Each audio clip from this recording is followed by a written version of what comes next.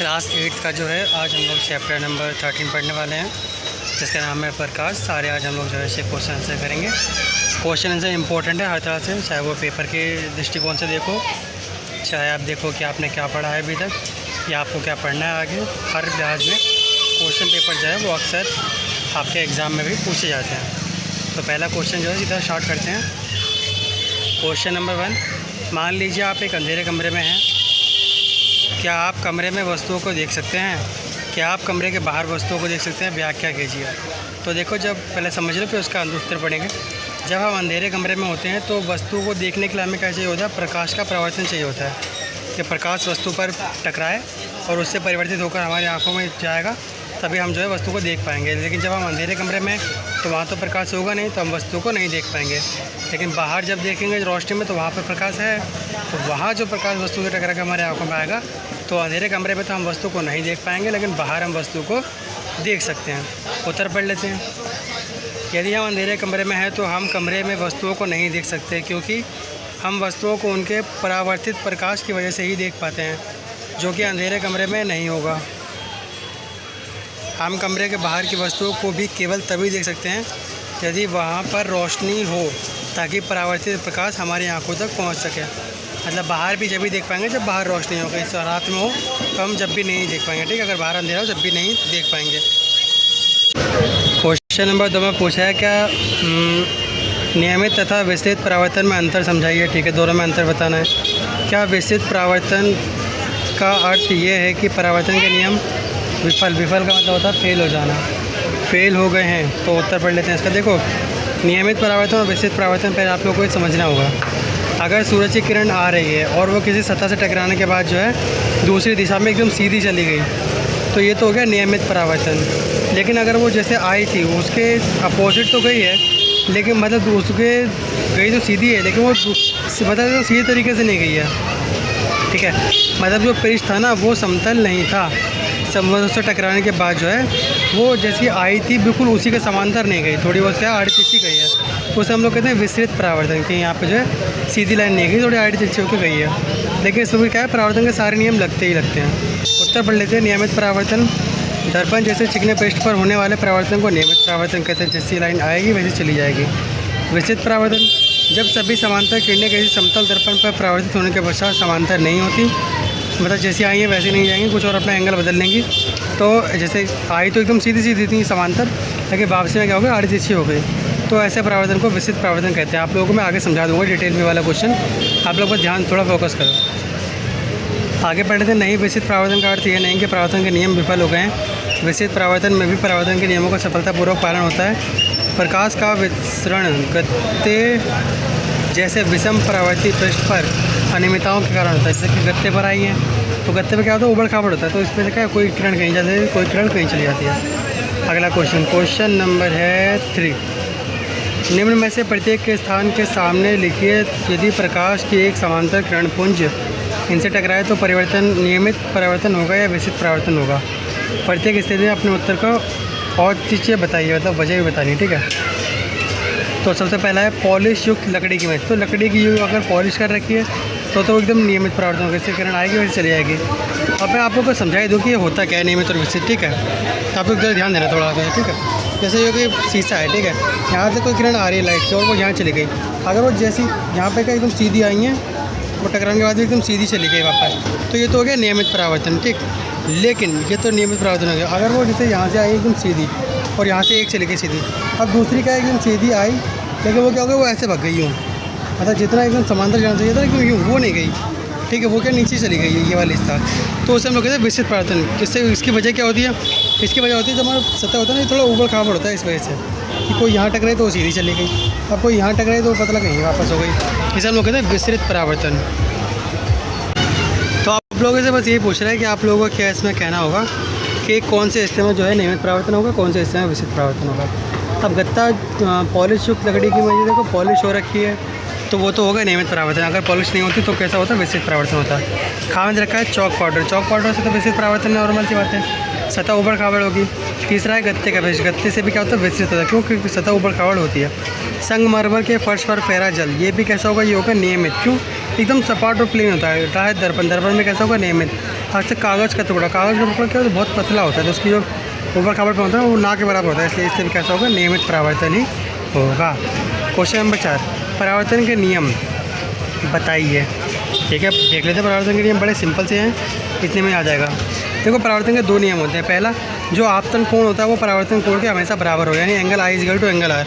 थोड़ा समझ लेना यहाँ पे, ठीक है। ये कोई किरण आई और ये कोई किरण चली गई, अब इन दोनों के बीच में क्या एक कोण बड़ा, एक कोण ये वाला और एक कोण ये वाला है, ठीक है। अब ये दोनों कोण क्या आपस में बराबर होने चाहिए, हर बार ही क्या होंगे? बराबर होंगे, ठीक है।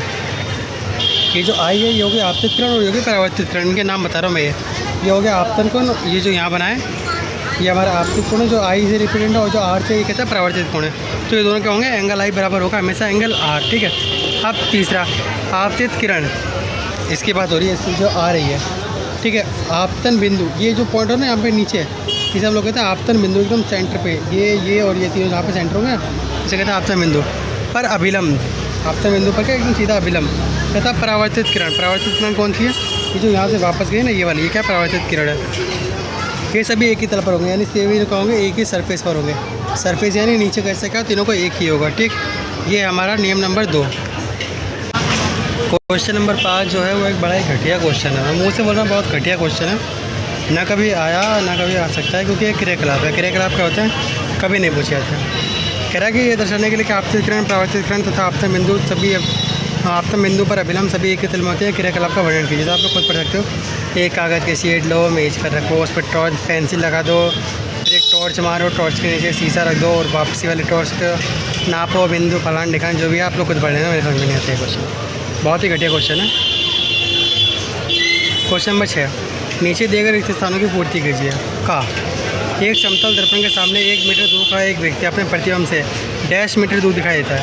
तो देखो जितना तो वो शीशा है उसके जो 1 मीटर दूर खड़ा है ना वे, तो वो क्या होता है, जैसे अगर 1 मीटर दूर खड़ा है शीशे से बाहर, तो 1 मीटर ही वो अंदर दिखाई देगा शीशे के, ठीक है। ये नियम होता है समतल दर्पण, मतलब जो प्लेन शीशा जिसे हम लोग शक्ल देखते हैं उसका नियम। खा का ऑप्शन देखो, यदि किसी समतल दर्पण के सामने खड़े होकर आप अपने दाएं हाथ से अपने डैश कान को छुएंगे तो दर्पण में ऐसा लगे कि अपने दाएं कान डैश हाथ से छुआ, यानी कान को बात हुई यहाँ पे कि अपने जो है किसी कान को छुएंगे या तो वो दर्पण में कैसे दिखाई देगा। देखो दर्पण में उल्टा दिखाई देता है। अगर हम सीधे हाथ से उल्टे कान को छुएंगे, सीधा हाथ से सीधे कान को छुएंगे तो वो हमें उल्टा दिखाई देगा कि हम अपने उल्टे हाथ से उल्टे कान को छू रहे हैं। तो जहाँ पे पूछा गया कि अगर हम दर्पण के सामने कान हमें यहाँ पे दायां हाथ दिखाई दे रहा है तो हमारा जो छूने वाला हाथ होगा वो कैसा होगा? बायां होगा। और पहले केस में हमारा हाथ दायां है तो कान बायां होगा। दोनों केस का दाएं हाथ से बायां कान छुएंगे तो वो बाएं हाथ से दायां कान नजर आएगा, ठीक है। क्वेश्चन नंबर का, जब आप मंद प्रकाश को देखते हैं तो आपकी पुतली का साइज़ कैसा होता है? देखो जब लाइट कम होती है तो हमारी पुतली का साइज़ थोड़ा बढ़ जाता है ताकि हम आराम से साफ साफ देख सकें।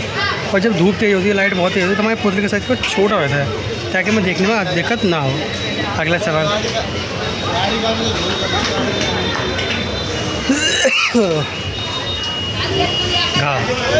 रात्रि पक्षियों के नेत्रों में सलाखाओं की संख्या की अपेक्षा शंकुओं की संख्या डैश होती है। देखो सलाखाएँ होती हैं जो हमें दिन में देखने में मदद करती हैं, और शंकु जो होते हैं, सलाखा मतलब होता है बेलन के आकार की सिलेंडर टाइप, और शंकु होते हैं कोन टाइप। तो जो शंकु वाली कोशिकाएँ होती हैं ना ये हमें रात में देखने में मदद करती है। तो रात में जो पक्षी देख पाते हैं उनके में क्या होते हैं?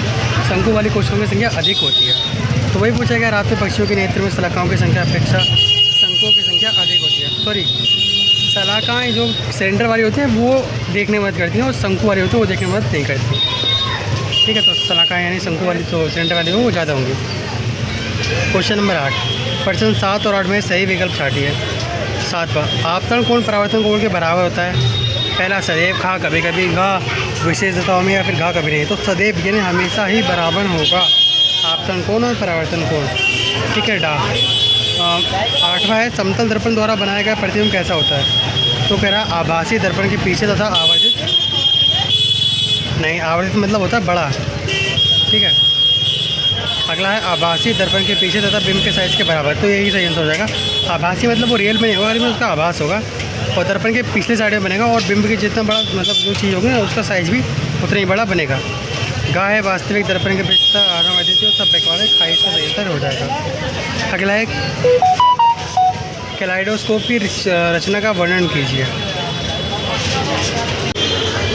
देखो सबसे पहले आप लोगों को समझना पड़ेगा कि कैलाइडोस्कोप होता क्या है। देखो कोई डब्बा लो, उसकी जो है मतलब उसमें काफ़ी सारे कोनों पे जो है, जैसे कोई मतलब अष्टभुज का कोई डब्बा लो, अष्टभुज समझते हो 8 भुजा वाला, उसके सारे कोनों पे क्या है कांच लगा दो, और कांच में क्या जब आप अंदर कोई रंगीन कांच का मतलब वो डालोगे ना, हाँ कंचा टाइप का, तो क्या होता है वो उसमें बहुत अच्छा दिखाई देता है। जो छोटी सी छेद से देखोगे बेलन टाइप से, तो बहुत अच्छा दिखाई देता है कि उसके बहुत सारे वो बन रहे हैं, प्रतिबिंब बन रहे हैं, बहुत ज़्यादा वो जो है मतलब एक ही कंचा जो है कई सारे दिखाई देता है, उसे हम लोग कहते हैं कैलाइडोस्कोप।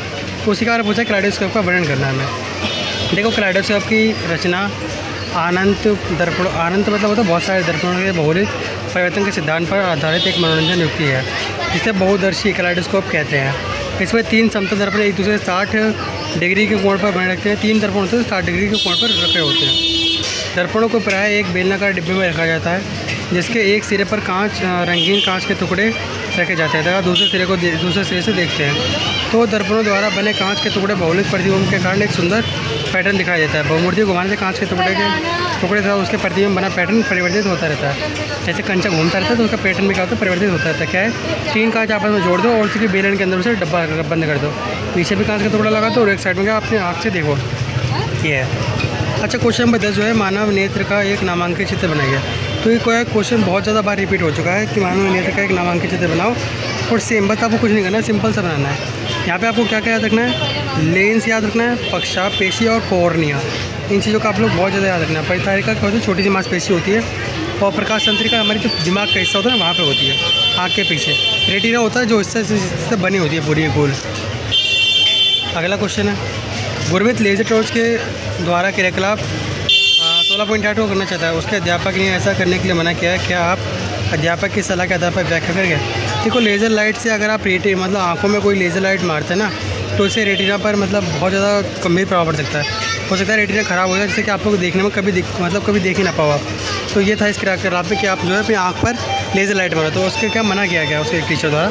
आंसर पढ़ लेते हैं। अध्यापक ने उसे ऐसा करने से इसलिए मना किया क्योंकि लेज़र किरणों से रेटिना पर बहुत बुरा प्रभाव पड़ता है। बहुत अधिक तेज़ प्रकाश होने के कारण हमारी आँखें ख़राब हो सकती हैं, इसलिए अध्यापक द्वारा गुरमीत को लेज़र टॉर्च का उपयोग करने के लिए मना करना उचित है। एक अगला ये भी क्वेश्चन बहुत ज़्यादा पूछा गया, इंपॉर्टेंट क्वेश्चन है। क्वेश्चन नंबर 12 वर्णन कीजिए कि आप अपने नेत्रों की देखभाल कैसे करेंगे। तो देखभाल करने के लिए आप जो भी अपना नेत्रों का जो है ख्याल रख सकते हैं, वो सारा जो है आप लोगों को बताना है।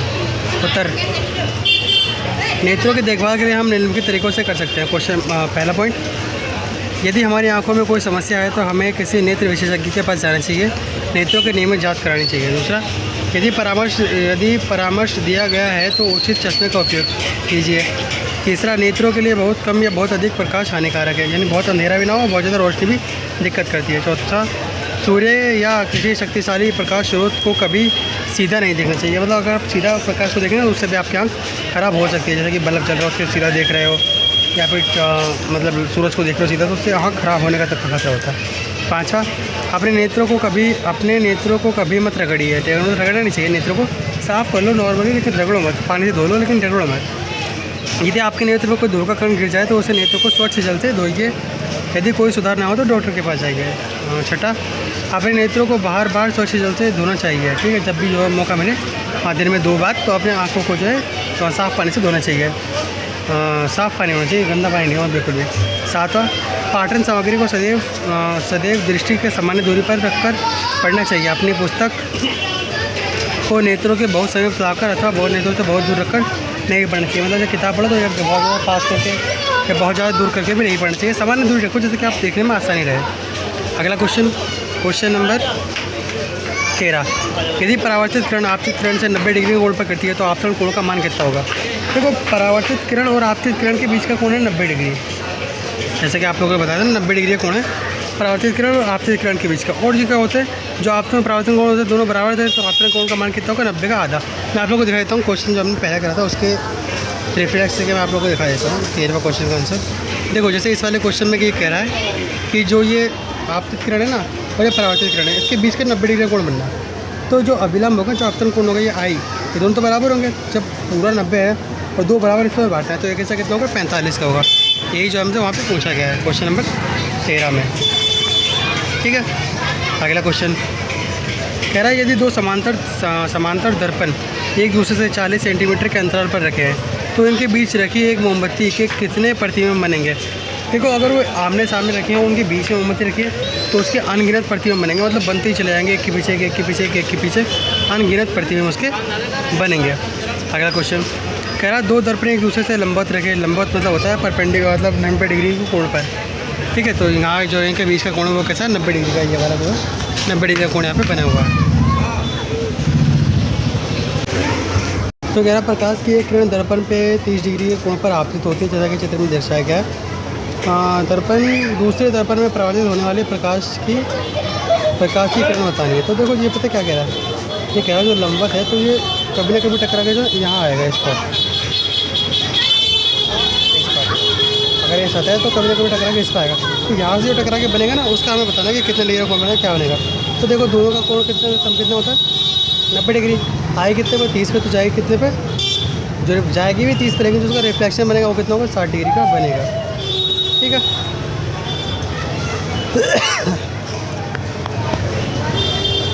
अगला क्वेश्चन देख लो आप, जो चित्र में दिख रहा है साफ साफ। क्वेश्चन नंबर 16 कह रहा है चित्र 16.20 में दर्शाए अनुसार भुजो एक समतल दर्पण को ठीक सामने पश्चिम से कुछ हटकर एक किनारे पर एक बिंदु पर खड़ा होता है। फिर स्वयं को दर्पण में देखता है तो पी क्यू तथा आर पर स्थित वस्तुओं में के प्रतिबिंब में देख सकता है। मतलब अगर भुजो जो है वो ए पे खड़ा है तो पी क्यू आर इन तीनों में से किस पर अपने आप को देख सकता है। तो आप लोग जैसे जानते हैं कि रिफ्लेक्शन के बाद ऐसे होता है रिफ्लेक्शन, तो कहाँ देख पाएगा अपने आप को, पी पर देख पाएगा। ठीक है, क्यू पर भी चांस है, लेकिन क्यू पर चांस कब होगा, जब उसके इस तरह से देख सकता हो ऐसे। आर का चांस कभी नहीं होगा कि वो कभी ऐसे कर, क्योंकि दर्पण यहाँ पे आगे खत्म हो जाता है। ठीक है, तो पी और क्यू दोनों के चांस हो जाएंगे। क्यू का थोड़ा कम होगा, लेकिन पी का तो पूरा ही पूरा है।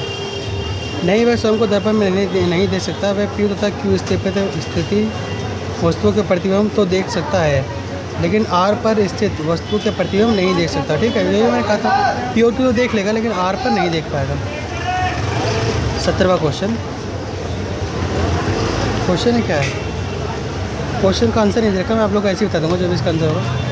हाँ, 17वां का ए पर स्थित किसी वस्तु के समतल दर्पण में बनने वाली प्रतिबिंब की स्थिति ज्ञात कीजिए।